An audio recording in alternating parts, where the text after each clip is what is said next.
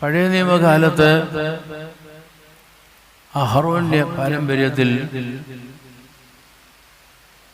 ഒരു പട്ടക്കാരൻ പട്ടം ഏൽക്കുമ്പോൾ അവന്റെ നെറ്റിയിൽ ഒരു പട്ടം വയ്ക്കും.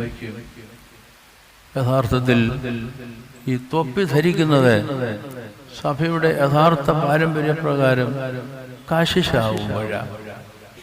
അതിൻ്റെ ഒരുക്കം എന്നുള്ള നിലയിലാണ് ഷമ്മാശ പട്ടത്തിൻ്റെ പല പദവികളുണ്ട്. ആ പദവികളിൽ പ്രവേശിക്കുമ്പോൾ തന്നെ തൊപ്പി നൽകുന്നുണ്ട്. എന്നാൽ തൊപ്പിയെടുത്ത് മറ്റ് അംശവസ്ത്രങ്ങളോടൊപ്പം വാഴ്ത്തി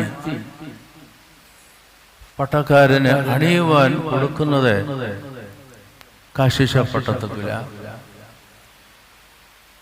എന്താണ് അതിൻ്റെ പുതിയ നിയമത്തിൻ്റെ അർത്ഥം?